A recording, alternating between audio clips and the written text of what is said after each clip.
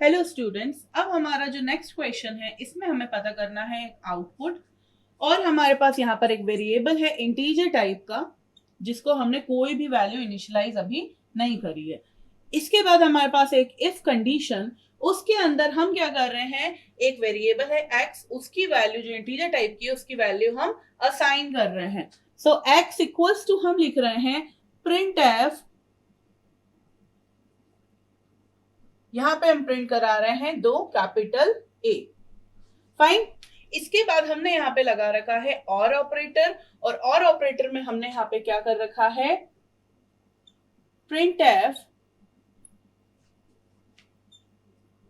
Print कराया है B. और यहाँ पे हमारा और ऑपरेटर के बाद लिखा हुआ स्टेटमेंट क्लोज हो गया है।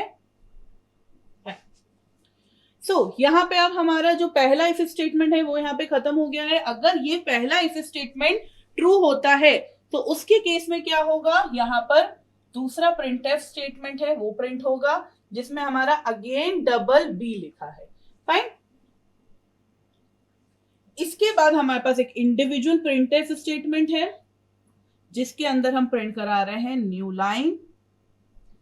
फिर हमारे पास एक और इफ स्टेटमेंट है जिसके अंदर हम अगेन x की वैल्यू रीअसाइन कर रहे हैं, और वो क्या कर रहे हैं, प्रिंटफ डबल ए, जो हमारा ऊपर लिखा है वैसा का वैसा ही हमारा यहां पर नीचे लिख रहे हैं हम। तो printf double A, printf double capital B, और यहां पे हमारा इफ स्टेटमेंट का कंडीशन क्लोज हो गया है। और अगर ये ट्रू होता है तो हम प्रिंट करा रहे हैं प्रिंटफ कैपिटल डबल सी। सो ये हमारा कंप्लीट क्वेश्चन। सबसे पहले हम ये वाली इफ कंडीशन सॉल्व करेंगे। इस वाली इफ कंडीशन के अंदर हमारे क्वेश्चन में लिखा है, पहला जो हमारा एक्सप्रेशन है वो है x equals to printf double A. Fine. वो एक्सप्रेशन सॉल्व होने के बाद हमारा एक्सप्रेशन है प्रिंटफ डबल बी, और दोनों के बीच में लॉजिकल और ऑपरेटर लगा है। तो सबसे पहले हम इसे सॉल्व करते हैं।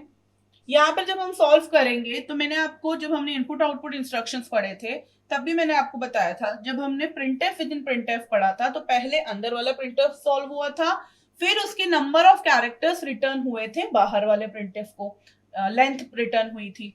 सो यहाँ पर भी क्या होगा, हमारा सबसे पहले जो हमारा कंसोल होगा उस पर ये कंडीशन ट्रू हो फॉल्स हो उससे कोई लेना देना नहीं है। अगर ये एक्सप्रेशन रीड करी है कंपाइलर ने तो सबसे पहले डबल ए यहाँ पर क्या हो जाएगा, प्रिंट हो जाएगा।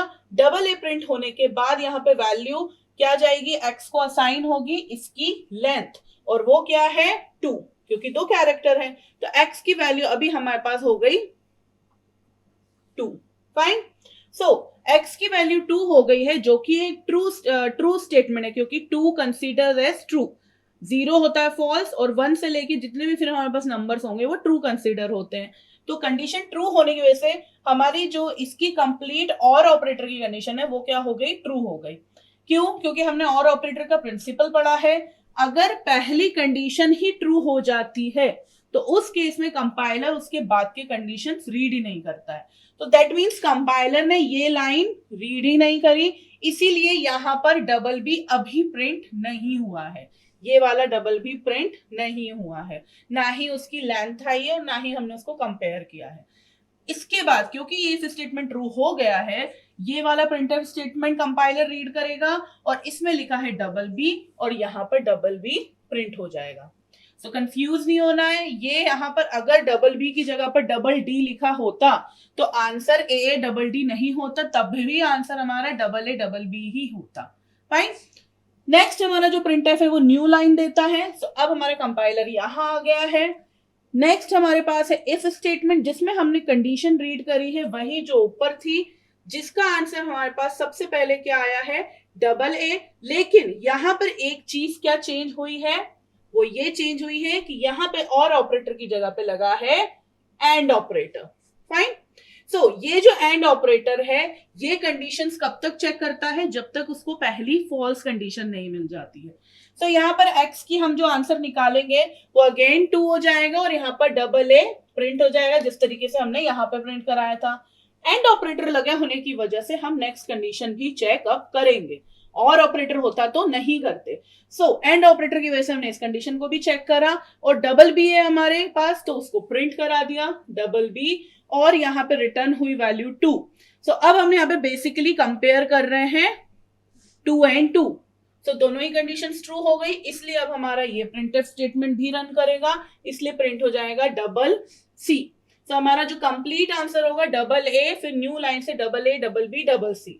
यहां पर अगर डबल डी होता तो भी वो यहाँ पर डबल बी की जगह पे डबल डी प्रिंट कराता।